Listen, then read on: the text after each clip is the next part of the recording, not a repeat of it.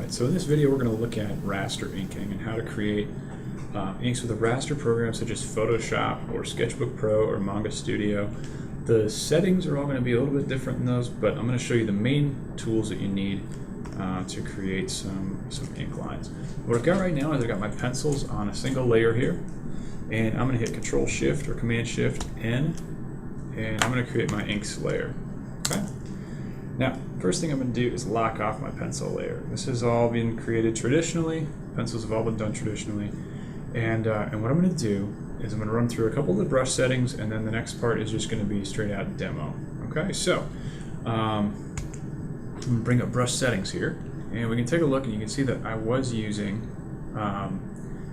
the pencil for my last set. So what I'm going to do is I'm just going to right click here, and I'm going to grab a pressure sensitive hard edged brush. Okay, and then I'm going to go in and create a new brush from that. Photoshop handles brush creation a little bit differently than some programs. Some you have to make all the settings, or you say create a new brush and then you change all the settings. Photoshop, you change all the settings and then you tell it it's a new brush. Okay, so I'm going to change the spacing. And the spacing, if we take a look at this setting here, if I drag it this way, you can see that it basically is just a stamp. Okay, so you can see this getting further and further apart, but as we bring it down closer, default is 25. I'm going to bring that down to 10, maybe even 5 for the inking. We'll try it out and see what happens. If not, we can change it. It makes the circle stamp closer together, so what you wind up getting is a smoother line. All right. I'll make sure shape dynamics is checked on for pressure sensitivity. And then smoothing, I'm going to turn that off actually. Alright, so now with the default black, D is going to change my colors to black. I'm going to get rid of this menu. We can go in here and with my brush tool, I'll size it up so you can see. And I've got, silly me, I've got my opacity set to 40 instead of 100. Okay, now let's go in and take a closer look at this. Looks pretty good. Okay. Alright, so we got some variable width in the stroke. That's good. That's what a traditional inker would want.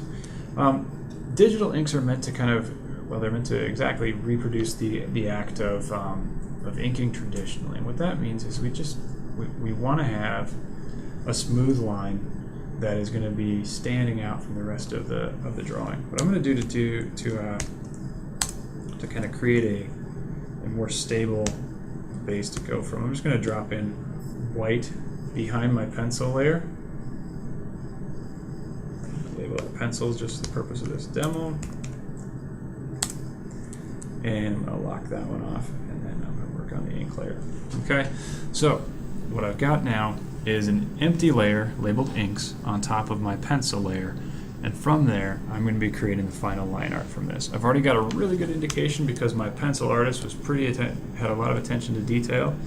My pencil artist was me, so that was planned entirely.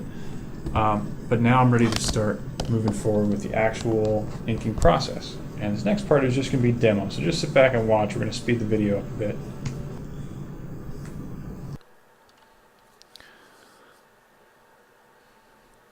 Alright, so you're going to notice that as I'm going through this, one of the important things is to make the whole stroke when you're creating your lines.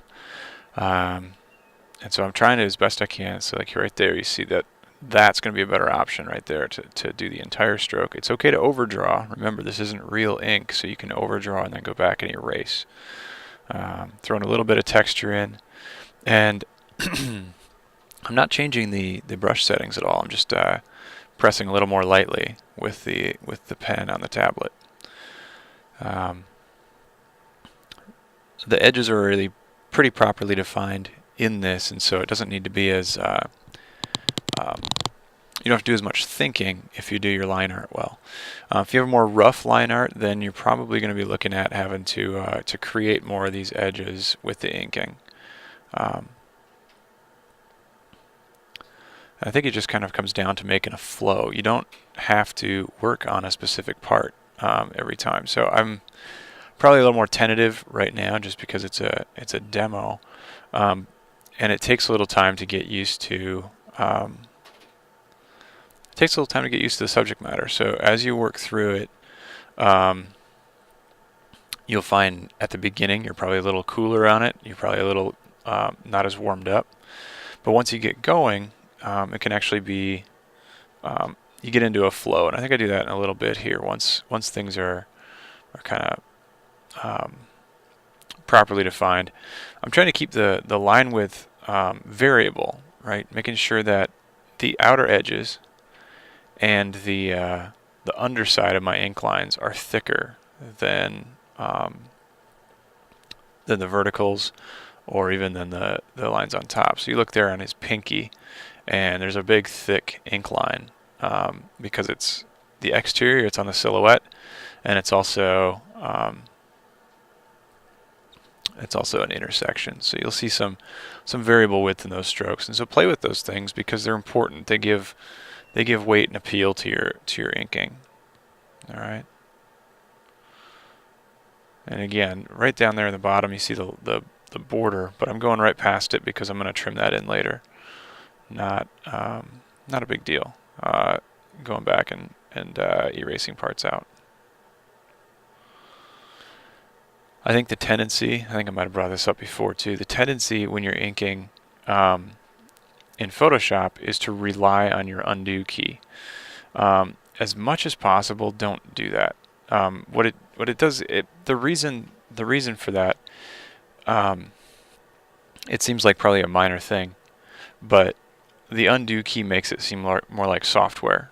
And if you're working as an inker, you need to be kind of keeping that flow. And I think I find it a little more intuitive to just flip the pen over and erase. The Wacom pens all have the top part that you can use as an eraser, or you can switch to the eraser, and it keeps the illusion of really doing traditional work. Keeps that up so that you kind of stay in a flow and a mindset, and those types of things are all important as you're working through a piece. So there we go. I got one side done. Not a lot of spot blacks there. And so I'm just kind of going through, and this will be the other side here. Similar technique, and again, it does. You look at, I was going to try to do the top two segments of the finger, and it wound up being better to do the top two together and then do the third one last. It just makes sense to keep your strokes as long as possible. You're going to be as controlled as possible. When you're doing gesture drawings and life drawing, you want to be drawing from the shoulder. Inking is a bit more controlled, and so don't be afraid if you're finding your movements aren't as fluid, and I'm just not happy with that line. So what I mean by not as fluid is you don't always have to be moving from the shoulder. You can find these little areas in your wrist and elbow to move from as well.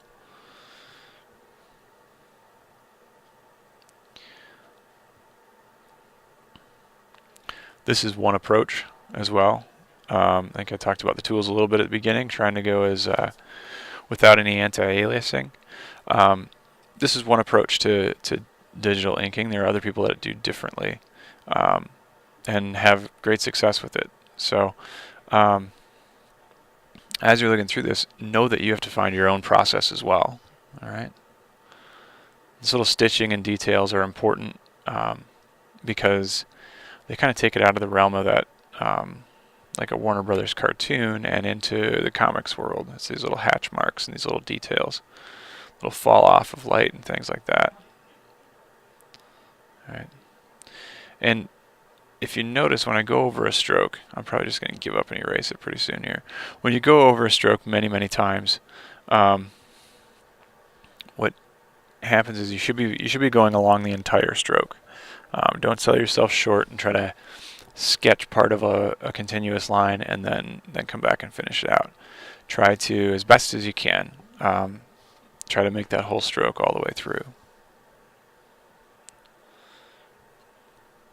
This is what really defines the edge and crisps up your drawing in the long run.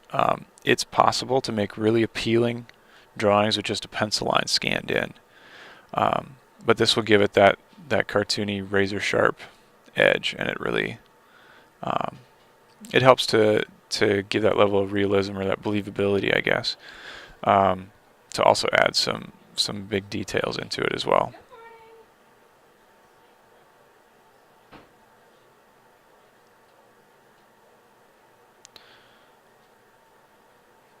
As you can see, you don't get it right the first time, every time, and that's okay.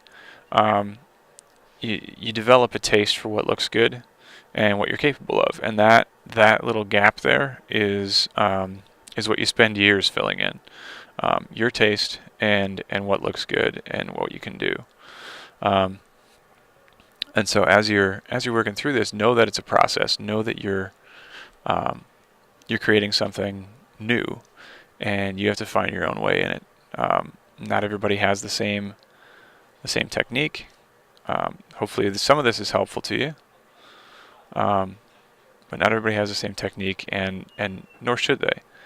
You have to make your own path and find out a workflow that works for your own personal preference and style. Most art directors don't care how the work is made as long as it looks good, right? So,